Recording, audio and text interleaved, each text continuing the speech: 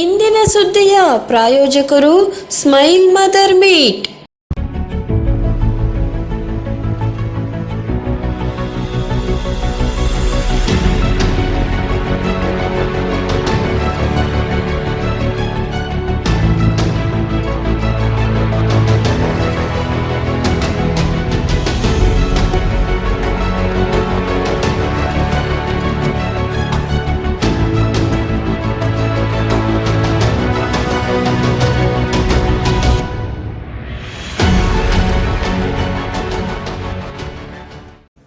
ನಮಸ್ಕಾರ, ರಾಜ್ ನ್ಯೂಸ್ಗೆ ಸ್ವಾಗತ. ಇದೀಗ ಹೆಡ್ಲೈನ್ಸ್. ಡಯಾಲಿಸಿಸ್ ಘಟಕದಲ್ಲಿ ಕಂಡುಬಂದ ಸಮನ್ವಯತೆ ಕೊರತೆ, ಸಿಬ್ಬಂದಿಗಳ ಚಳಿ ಬಿಡಿಸಿದ ಶಾಸಕ ಭೀಮಣ್ಣ ನಾಯ್ಕ್. ಮುರುಘರಾಜೇಂದ್ರ ಅಂತರ ಶಾಲೆಯಲ್ಲಿ ದಿವ್ಯಾಂಗನಿಯರಿಗಾಗಿ ಹಣಕಾಸು ಸಾಕ್ಷರತಾ ಕಾರ್ಯಕ್ರಮ. 22ನೇ ರಾಷ್ಟ್ರಮಟ್ಟದ all India inter school karate ಚಾಂಪಿಯನ್ಶಿಪ್ನಲ್ಲಿ ಮಿಂಚಿದ ಉತ್ತರ ಕನ್ನಡ ಜಿಲ್ಲೆಯ ಕರಾಟೆ ಪಟುಗಳು. ಕಟ್ಟಿಗೆ ಒಲೆ ಒಳಗಿದ್ದ ಬೃಹತ್ ಗಾತ್ರದ ಕಾಳಿಂಗನನ್ನು ಹಿಡಿದು ಕಾಡಿಗೆ ಬಿಟ್ಟ ಉರುಗ ತಜ್ಞ ಮಾತ್ ಸೈಯದ್.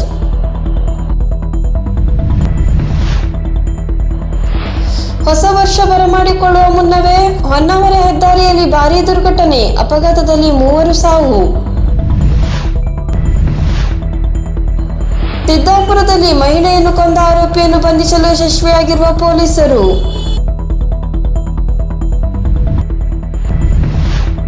ಮತ್ತು ಗುತ್ತಿಗೆದಾರರ ಬಿಲ್ ಪಾವತಿಸಲು ಕ್ರಮ ಕೈಗೊಳ್ಳುವಂತೆ ಆಗ್ರಹಿಸಿ ಸಿವಿಲ್ ಗುತ್ತಿಗೆದಾರರಿಂದ ಲೋಕಾಯುಕ್ತ ಅಧೀಕ್ಷಕರಿಗೆ ಮನವಿ.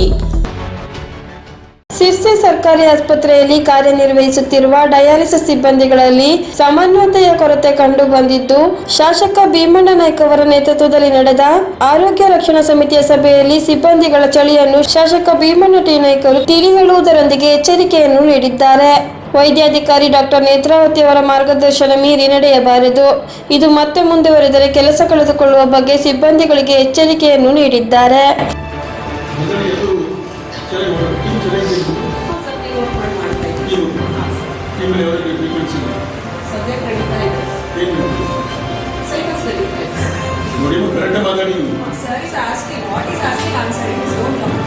ಏನಾದರೂ ಸಮಸ್ಯೆ ಇದೆಯಾ ಕೇಳ್ತಾರೆ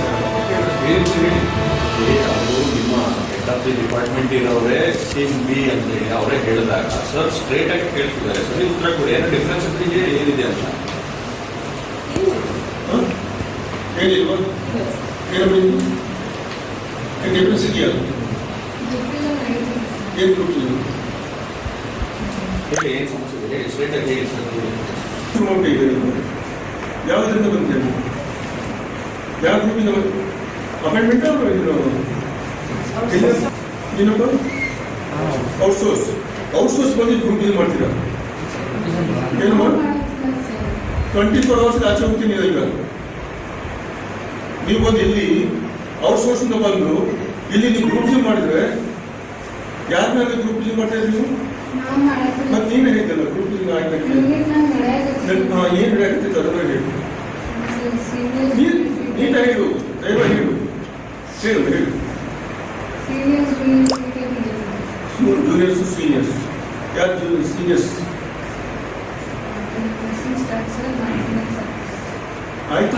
ಏಜೆನ್ಸಿ ನಾನು ಓನರ್ ಅಂತ ಹೇಳಕ್ ಬರಲಿಲ್ಲ. Is a third person. ಅವ್ರದ್ದು ನಿಮ್ಮನ್ನು ತಗೊಂಡಿದ್ದೀವಿ, ಡೈರೆಕ್ಟ್ ಆಗಿ ನಿಮ್ಗೆ ಸ್ಯಾಲ್ರಿ ಮಾಡೋಕ್ಕಾಗಲ್ಲ. In case it happens, we are ready to put individual FIRs on you if anything happens to my patients our patients. We are ready to put as a person. ನೀವು ಏನು ಹೇಳ್ತಾ ಇದ್ದೀವಿ, ನಿಮ್ಮ ಹೆಸರು ಮೇಲೆ ಎಫ್ಐಆರ್ ಹಾಕ್ತೀವಿ ನಾವು. ಏನು ಜವಾಬ್ದಾರಿಗಳು ಏನು ಅಂತ ಗೊತ್ತಿರಲಿಲ್ಲ. ಸೊ ಹಾಗಾಗಿ ಸ್ಟಾಫ್ಗಳಿಗೂ ಸ್ವಲ್ಪ ಆರ್ಗ್ಯುಮೆಂಟ್ ಎಲ್ಲ ಮಾಡಿದ್ರು. ಸೊ ಅದಕ್ಕೋಸ್ಕರ ನಾನು ಸ್ವಲ್ಪ ರೇಸ್ ಮಾಡಿದೆ. ಅದಕ್ಕೋಸ್ಕರ ಅದೇ ಕಾರಣಕ್ಕೆ ಇಟ್ಕೊಂಡು ಇನ್ಚಾರ್ಜ್ ಚೇಂಜ್ ಮಾಡಿದೆ ಅಂತಂದು ನಾನು ಕೊಟ್ಟಿದ್ದೀನಿ. ಅದನ್ನೇ ಮತ್ತೆ ಪುನಃ ರಿಪೀಟ್ ಮಾಡ್ತಾ ಇದ್ದೀನಿ. ಕೋಆರ್ಡಿನೇಟರ್ ಅಂತ ಅದಕ್ಕೋಸ್ಕರ ಕೊಟ್ಟಿದ್ದೆ ನಾನು ಇನ್ಚಾರ್ಜ್. ಸೊ ಹಾಗಾಗಿ ಅವರಿಗೆ 1 ವಾರ ಟೈಮ್ ಕೊಟ್ಟೆ ನಾನು ಮಾಡಿ ಅಂತ. ಬಟ್ ಅವ್ರಿಗೆ ಏನೋ ಮೇಂಟೆನೆನ್ಸ್ ಮಾಡಲಿಕ್ಕೆ ಬರ್ತಾ ಇಲ್ಲ. ಸೊ ನಾನೇ ಮಾಡ್ತಾ ಇದ್ದೆ. ಒಬ್ಬ ಸ್ಟಾಫಿಂದ ನಮ್ಮ ಹಳೆಯ ಸ್ಟಾಫಿಂದ ಅವ್ರಿಗೆ ಸ್ವಲ್ಪ ಕಿರಿಕಿರಿ ಆಗ್ತಿದೆ.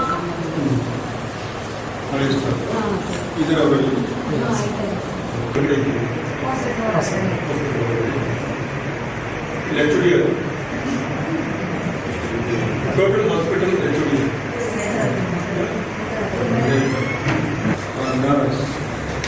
ನಿಮ್ಮಲ್ಲಿ ಈ ಥರ ಗ್ರೂಪ್ಸಿಂಗ್ ಮಾಡಿದರೆ ಏನಾಗುತ್ತೆ ಅಂತ ಗೊತ್ತಾ? ಏನಾಗುತ್ತೆ? ನೀವೆಲ್ಲಿಂದ ಬಂದಿದ್ದೀರಿ? ಪರಸ್ಪರ ಹೊಂದಾಣಿಕೆನೇ ಮಾಡ್ತಾರೆ. ಆಗಲ್ಲ ಅಂತ ಅಲ್ಲ. ಇಲ್ಲಿ ಕೂತಾರೆ ನೀವೇನು ಮಾಡ್ತಾರೆ ಇವಾಗ? ಹೇಳಿ ಈ ಕಡೆ ಗೊತ್ತು ಕಮಿಟಿ ಏನು ಮಾಡುತ್ತೆ ಗೊತ್ತು, ಆಚೆ ಹಾಕ್ಬೇಕು ಮನೆ ನೀವು ಡಿಸೈಡ್ ಮಾಡಿ ಆಮೇಲೆ ಅವ್ರಿಗೆ ಅವತ್ತು ನಿಮ್ಮನ್ನು ಆಚೆ ಹಾಕ್ತಾರೆ. ಹಾಸ್ಪಿಟ್ಲಲ್ಲಿ ಈ ಥರ ಗ್ರೂಪ್ಸಿಂಗ್ ಮಾಡಿದ್ರೆ ಆ ರೋಗಿ ಏನು ಮಾಡ್ತಾರೆ? ಎಲ್ಲರ ಮನೇಲಿ ಇರ್ತಾರೆ, ವಯಸ್ಸಾದ್ರು ಇರ್ತಾರೆ, ಮತ್ತೊಬ್ಬರು ಇರ್ತಾರೆ.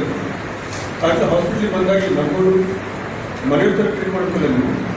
ಆ ರೀತಿ ಬಿಟ್ಟು ಒಬ್ಬ ಹೆಚ್ಚು ಮಗು ಎಂಬುದು ಭಾವಪೂರ್ಣ ಜೀವನದ ಆರಂಭದ ಹಂತವನ್ನು ಪ್ರತಿನಿಧಿಸುವ ಅಸಹಜ ಮತ್ತು ಪವಿತ್ರ ರೂಪ. ಇದು ಕೇವಲ ದೇಹದ ಬೆಳವಣಿಗೆಯ ಹಂತವಲ್ಲ, ಭಾವನೆ, ಆಕಾಂಕ್ಷೆ, ನಿರೀಕ್ಷೆಗಳ ಕನಸುಗಳೊಂದಿಗೆ ತುಂಬಿದ ಜೀವನದ ಆರಂಭ. ಮಗು ಶುದ್ಧತೆ, ನಿರ್ಲಿಪ್ತತೆ ಮತ್ತು ನಿಸ್ವಾರ್ಥ ಪ್ರೀತಿಯ ಚಿಹ್ನೆ. ಮಗು ಎಂದರೆ ದೇವರ ನವಿರಾದ ವರ. ಅದನ್ನು ಸೂಕ್ಷ್ಮವಾಗಿ ಪೋಷಿಸಿದರೆ ಅದು ನಮ್ಮ ಭವಿಷ್ಯವನ್ನು ಸಮೃದ್ಧಗೊಳಿಸುತ್ತದೆ. ಮಕ್ಕಳ ಬೆಳೆಸುವಲ್ಲಿ ತಾಯಿಯ ಪಾತ್ರ ಅತ್ಯಂತ ಪ್ರಮುಖವಾಗಿದೆ. ತಾಯಿ ಮಕ್ಕಳಿಗೆ ಸಂಸ್ಕಾರ, ಮಾನವೀಯತೆ ಮತ್ತು ಜ್ಞಾನ ಬೆಳವಣಿಗೆಯಲ್ಲಿ ಪ್ರಮುಖ ಪಾತ್ರ ವಹಿಸುತ್ತಾರೆ. ತಾಯಿಯ ಸಹನೆ, ಧೈರ್ಯ ಮತ್ತು ಪ್ರೀತಿ ಮಕ್ಕಳಿಗೆ ಜೀವನದಲ್ಲಿ ಹೇಗೆ ಮುನ್ನಡೆಯಬೇಕೆಂಬುದಕ್ಕೆ ಮಾದರಿಯಾಗುತ್ತದೆ. ತಾಯಿಯ ಪ್ರೀತಿ ಮತ್ತು ಪೋಷಣೆ ಮಾತ್ರವಲ್ಲ, ಅವರಿಂದ ದೊರೆಯುವ ಮಾರ್ಗದರ್ಶನವು ಮಕ್ಕಳ ಜೀವನದ ಆಧಾರವಾಗುತ್ತದೆ. ಹೀಗಾಗಿ ತಾಯಿಯ ಪಾತ್ರವನ್ನು ಎಲ್ಲ ಪ್ರಕಾರದಲ್ಲಿಯೂ ಅತ್ಯಂತ ಪವಿತ್ರವೆಂದು ಪರಿಗಣಿಸಲಾಗುತ್ತದೆ. ಇವೆಲ್ಲವುಗಳ ಜ್ಞಾನವನ್ನು ನೀಡುವ ಸಲುವಾಗಿ ಪ್ರಪಾತ್ ಎಜುಕೇಷನ್ ಟ್ರಸ್ಟ್ ಹಾಗೂ ಪ್ರೇರಣ್ ಕಿಡ್ಸ್ ಇವರ ಸಹಯೋಗದೊಂದಿಗೆ ಸ್ಮೈಲ್ ಮದರ್ ಮೀಟ್ಸ್ ಒಂದು ದಿನದ ಪೋಷಕರ ಕಾರ್ಯಾಗಾರವನ್ನು ದಿನಾಂಕ 5/1/2025 ಭಾನುವಾರ ಬೆಳಗ್ಗೆ 9:30ರಿಂದ ಸಂಜೆ 5ರವರೆಗೆ ಶಿರಸಿಯ BR ಅಂಬೇಡ್ಕರ್ ಭವನದಲ್ಲಿ ಆಯೋಜಿಸಲಾಗಿದೆ. ಈ ಕಾರ್ಯಾಗಾರವನ್ನು ಸಂಪನ್ಮೂಲ ವ್ಯಕ್ತಿಗಳಾದ ಶ್ರೀ ಚೇತನ್ ಸಂಪ್ರದಾಯ ಅವರಿಂದ ನೀಡಲಾಗುವುದು. ಈ ಕಾರ್ಯಾಗಾರದಲ್ಲಿ ಮಗು ಎಂದರೇನು, ಮಕ್ಕಳ ಬೆಳವಣಿಗೆಯಲ್ಲಿ ಹಾಗೂ ಅವರ ಆಸಕ್ತಿ ಕ್ಷೇತ್ರವನ್ನು ಗುರುತಿಸಿಕೊಳ್ಳುವಲ್ಲಿ ಪೋಷಕರ ಪಾತ್ರ, ಮಕ್ಕಳು ಕಲಿಕೆಯಲ್ಲಿ ಎದುರಿಸುತ್ತಿರುವ ಸಮಸ್ಯೆಗಳು, ಮಕ್ಕಳ ಮತ್ತು ಪೋಷಕರ ಆಲೋಚನೆ ವಿಧಾನದ ವ್ಯತ್ಯಾಸ, ಟಿವಿ, ಮೊಬೈಲ್ಗಳಿಂದ ಮಕ್ಕಳನ್ನು ಹೊರತರುವ 9 ಪದ್ಧತಿ, ಮಗುವಿನ ಯಶಸ್ಸಿನಲ್ಲಿ ತಾಯಿಯ ಮಹತ್ವದ ಪಾತ್ರ ವಹಿಸುವಂತೆ ಸಬಲೀಕರಣಗೊಳಿಸುವ ಕಾರ್ಯಕ್ರಮ. ಬನ್ನಿ, ತಾಯಿತನದ ಸಂತಸವನ್ನು ಬೆಳೆಸಿಕೊಳ್ಳೋಣ. ನಿಮ್ಮ ಹೆಸರನ್ನು ನೋಂದಾಯಿಸಲು ಕೊನೆಯ ದಿನಾಂಕ 3/1/2025. ಹೆಚ್ಚಿನ ಮಾಹಿತಿಗಾಗಿ ಸಂಪರ್ಕಿಸಿ 8792320761. ಸಿದ್ದಾಪುರದ ಮುರುಘರಾಜೇಂದ್ರ ಅಂಧರ ಶಾಲೆಯಲ್ಲಿ ದಿವ್ಯಾಂಗರಿಗಾಗಿ ಹಣಕಾಸು ಸಾಕ್ಷರತೆ ಕಾರ್ಯಕ್ರಮ ನಡೆಯಿತು. RBI ಮ್ಯಾನೇಜರ್ ಮುನಿರಾಜು ಬ್ರಹ್ಮ, ಸಹಾಯಕ ಮ್ಯಾನೇಜರ್ ಸುನಿಲ್ ರಾಥೋಡ್, LDM ಭಾರತಿ ವಸಂತ್ ಆರ್ಥಿಕ ಸಾಕ್ಷರತೆ ಕುರಿತು ಮಾಹಿತಿ ನೀಡಿದ್ದರು. ಕೆನರಾ ಬ್ಯಾಂಕ್ ವ್ಯವಸ್ಥಾಪಕ ರೋಹಿತ್ ವಿಜಯ್, ಆರ್ಥಿಕ ಸಾಕ್ಷರತೆ ಕೇಂದ್ರದ ಸಮಾಲೋಚಕರು ಶಿವಶಂಕರ್ NK, ಶಾಲಾ ಅಭಿವೃದ್ಧಿ ಸಮಿತಿಯ ಅಧ್ಯಕ್ಷ ಡಾಕ್ಟರ್ ರವಿ ಹೆಗಡೆ ಹೂವಿನ ಮನೆ, ಉಪಾಧ್ಯಕ್ಷ CN ಗೌಡ, ಸದಸ್ಯರಾದ ವಾಸುದೇವ್ ಶೇಟ್, ಶ್ರೀಧರ್ ಭಟ್ ಉಪಸ್ಥಿತರಿದ್ದರು. ವಿದ್ಯಾರ್ಥಿಗಳಿಗೆ ಬ್ಯಾಗ್, ಊಟದ ಪ್ಲೇಟ್, ಲೋಟ ವಿತರಿಸಲಾಯಿತು.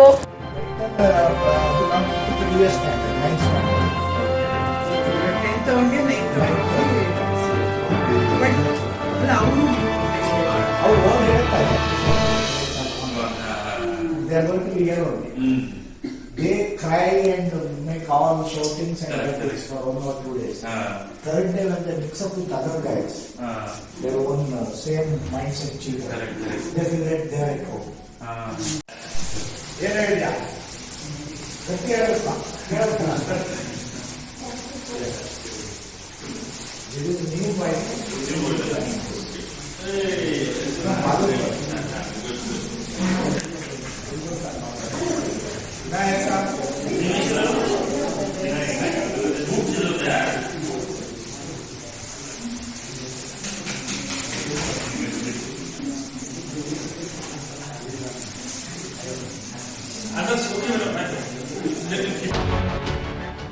ಉತ್ತರ ಪ್ರದೇಶ ರಾಜ್ಯದ ವಾರಾಣಸಿಯ ಬನಾರಸ್ ಹಿಂದೂ ಯೂನಿವರ್ಸಿಟಿ ಇಂಡೋರ್ ಸ್ಟೇಡಿಯಂನಲ್ಲಿ ನಡೆದ 22ನೇ ರಾಷ್ಟ್ರ ಮಟ್ಟದ ಆಲ್ ಇಂಡಿಯಾ ಇಂಟರ್ ಸ್ಕೂಲ್ ಮತ್ತು senior karate championship federation club 2024 ಇದರಲ್ಲಿ ಉತ್ತರ ಕನ್ನಡ ಜಿಲ್ಲೆಯ 3 ಕರಾಟೆ ಪಟುಗಳು ಕಟ ಮತ್ತು ಕುಮಿಟ ವಿಭಾಗದಲ್ಲಿ ಅತ್ಯಂತ ಕಠಿಣ ಸ್ಪರ್ಧೆ ನೀಡುವ ಮೂಲಕ ಎದುರಾಳಿಗಳನ್ನು ಸೋಲಿಸಿ ಪದಕಗಳ ಜಯಭೇರಿ ಬಾರಿಸಿದ್ದಾರೆ. ಜಿಲ್ಲೆಯ ಕರಾಟೆ ಚೀಫ್ ಕೋಚ್ ಆನಂದ ಕೃಷ್ಣ ನಾಯ್ಕ್ ಕಟ ಮತ್ತು ಕಮಿಟೆಯಲ್ಲಿ ಚಿನ್ನ ಮತ್ತು ಬೆಳ್ಳಿ ಪದಕ ಪಡೆದಿದ್ದು, ಅದರಂತೆ ಅವರ ವಿದ್ಯಾರ್ಥಿಗಳಾದ ಶ್ರೇಯಸ್ ನಾಗರವಳ್ಳಿ 1 ಚಿನ್ನ ಮತ್ತು 1 ಬೆಳ್ಳಿ ಮತ್ತು ತನ್ಮಯ್ 2 ಕಂಚಿನ ಪದಕ ಪಡೆಯುವ ಮೂಲಕ ಉತ್ತರ ಪ್ರದೇಶದಲ್ಲಿ ಮಿಂಚಿದ್ದಾರೆ. ಸಾಧನೆಗೈದ ವಿದ್ಯಾರ್ಥಿಗಳಿಗೆ ಜಿಲ್ಲೆಯ ಗಣ್ಯರು ಸೇರಿದಂತೆ ಪಾಲಕರು, ಇತರ ಕ್ರೀಡಾಪಟುಗಳು, ಕ್ರೀಡಾ ಅಭಿಮಾನಿಗಳು ಶುಭ ಹಾರೈಸಿದ್ದಾರೆ.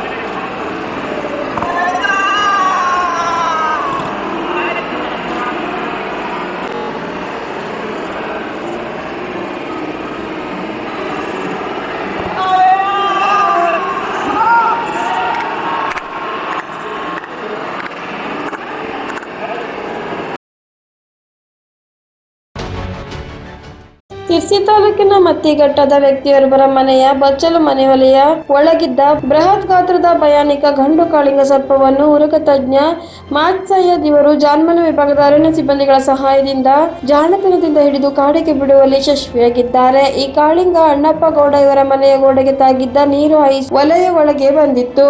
ಒಲೆಗೆ ಬೆಂಕಿ ಹಾಕುವ ಸಂದರ್ಭದಲ್ಲಿ ಕಟ್ಟಿಗೆ ಇಡುವಾಗ ಹಾವು ಬುಸುಗುಟ್ಟಿದ್ದನ್ನು ನೋಡಿ ಕೂಡಲೇ ಉರಗ ತಜ್ಞರಿಂದ ಹಿಡಿಸಲಾಗಿದೆ.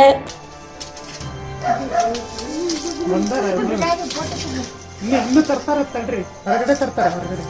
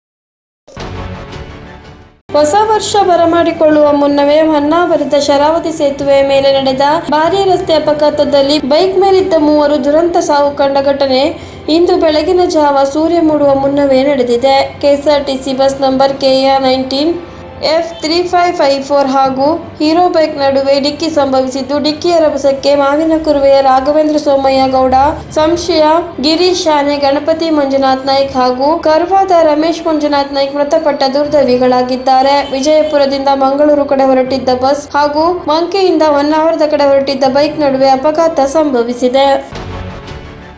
ಸಿದ್ದಾಪುರದಲ್ಲಿ ನಡೆದ ಮಹಿಳೆಯ ಕೊಲೆ ಪ್ರಕರಣಕ್ಕೆ ಸಂಬಂಧಿಸಿದಂತೆ ಕೊಲೆ ಆರೋಪಿಯನ್ನು ಬಂಧಿಸುವಲ್ಲಿ ಸಿದ್ದಾಪುರದ ಪೊಲೀಸರು ಯಶಸ್ವಿಯಾಗಿದ್ದಾರೆ ಎನ್ನುವ ಮಾತುಗಳು ಕೇಳಿ ಬಂದಿದೆ. ಆರೋಪಿಯು ಕಳೆದ 2 ದಿನಗಳ ಹಿಂದೆ ಸಿದ್ದಾಪುರದ ವಿನಾಯಕ ಸೌಹಾರ್ದ ಸೊಸೈಟಿ ಪಿಗ್ಮಿ ಕಲೆಕ್ಟರ್ ಆಗಿದ್ದ ಗೀತಾ ಎಂಬುವವರ ಕತ್ತು ಹಿಸುಕಿ ಕೊಲೆ ಮಾಡಿ ಹಣ ಮತ್ತು ಬಂಗಾರದೊಂದಿಗೆ ಪರಾರಿಯಾಗಿದ್ದನು. ಈ ಬಗ್ಗೆ ಹೆಚ್ಚಿನ ಮಾಹಿತಿ ತಿಳಿದು ಬಂದಿಲ್ಲ.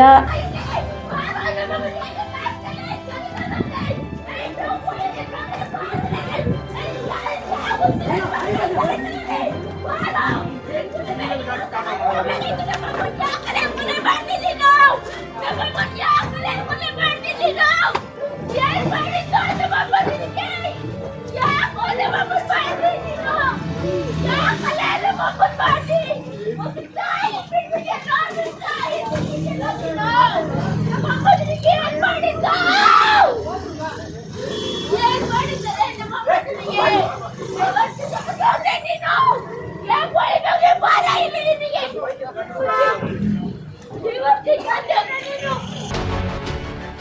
ಕಾರವಾರ ನಗರಸಭೆಯಲ್ಲಿ ಕೈಗೊಂಡು ಪೂರ್ಣಗೊಳಿಸಿದ 179 ಕಾಮಗಾರಿಗಳು ಲೋಕಾಯುಕ್ತ ಪ್ರಕರಣದಲ್ಲಿ ವಿಚಾರಣೆಗೆ ನಡೆದು ಅಂತಿಮ ವರದಿ ನಗರಸಭೆ ಕಾರವಾರಕ್ಕೆ ನೀಡಿ ಗುತ್ತಿಗೆದಾರರ ಬಿಲ್ ಪಾವತಿಸಲು ಕ್ರಮ ಕೈಗೊಳ್ಳುವಂತೆ ಆಗ್ರಹಿಸಿ ತಾಲೂಕಾ ನೋಂದಾಯಿತ ಸಿವಿಲ್ ಗುತ್ತಿಗೆದಾರರ ಸಂಘದಿಂದ ಲೋಕಾಯುಕ್ತ ಅಧೀಕ್ಷಕರಿಗೆ ಮನವಿ ನೀಡಲಾಯಿತು. ಕಾರವಾರ ನಗರಸಭೆ ವ್ಯಾಪ್ತಿಯಲ್ಲಿ ನಡೆದಿರುವ 179 ಕಾಮಗಾರಿಗಳ ಪ್ರಕ್ರಿಯೆ ಸರಿಯಾಗಿಲ್ಲ ಎಂದು ಪ್ರಕರಣ ದಾಖಲಾದ ಹಿನ್ನೆಲೆಯಲ್ಲಿ ಗುತ್ತಿಗೆದಾರರಿಗೆ ಕಳೆದ 2 ವರ್ಷಗಳಿಂದ ಕಾಮಗಾರಿಗಳ ಬಿಲ್ ಪಾವತಿಯಾಗಿರುವುದಿಲ್ಲ. ಆದರೆ ಈಗ ಲೋಕಾಯುಕ್ತದಲ್ಲಿರುವ 179 ಕಾಮಗಾರಿಗಳ ಪ್ರಕರಣದ ವಿಚಾರಣೆ ಪರಿಶೀಲನೆ ನಡೆದು ವಿಚಾರಣೆ ಅಂತಿಮಗೊಂಡಿರುತ್ತದೆ ಎಂದು ತಿಳಿದು ಬಂದಿದೆ. ಆದರೆ ಕಾರವಾರ ನಗರಸಭೆಯ ಅಧಿಕಾರಿಗಳು ತಮಗೆ ಯಾವುದೇ ಅಧಿಕೃತ ಮಾಹಿತಿ ಲೋಕಾಯುಕ್ತರಿಂದ ಈ ಕಚೇರಿಗೆ ಬಂದಿಲ್ಲವಾದ್ದರಿಂದ ಬಿಲ್ ಪಾವತಿಸಲು ಬರುವುದಿಲ್ಲ ಎಂದು ತಿಳಿಸಿದ್ದಾರೆ. ಆದ್ದರಿಂದ ನಗರಸಭೆಯ ಅಧಿಕಾರಿಗಳಿಗೆ ತಾವು ಪರಿಶೀಲನಾ ವರದಿ ನೀಡಿ ನಮ್ಮ ಕಾರವಾರ ತಾಲೂಕಿನ ಗುತ್ತಿಗೆದಾರರಿಗೆ ಬಿಲ್ ಪಾವತಿಯಾಗುವಂತೆ ಸಹಕರಿಸಬೇಕೆಂದು ತಿಳಿಸಲಾಗಿದೆ. ಮನವಿ ನೀಡುವ ಸಂದರ್ಭದಲ್ಲಿ ಗುತ್ತಿಗೆದಾರರಾದ ರವೀಂದ್ರ ಶಿರೋಡ್ಕರ್, ಮಾಧವ್ ನಾಯ್ಕ್ ಉಪಸ್ಥಿತರಿದ್ದರು. ಕೇಸು 2 ವರ್ಷ ಅಂದ್ರೆ ಅದೇನಾಗುತ್ತೆ, ಸೆಕೆಂಡ್ಲಿ ಅವರಿಗೆ ಯಾರು ಅಂಟಿಕೊಂಡಿದ್ದಾರೆ ಅವರಿಗೆ ರಿಪ್ಲೈ. ಇಲ್ಲಿಗೆ ವಾರ್ತಾ ಪ್ರಸಾರ ಮುಕ್ತಾಯವಾಯಿತು. ಮುಂದಿನ ವಾರ್ತೆಗಳೊಂದಿಗೆ ಸಿಗೋಣ. ನಮಸ್ಕಾರ.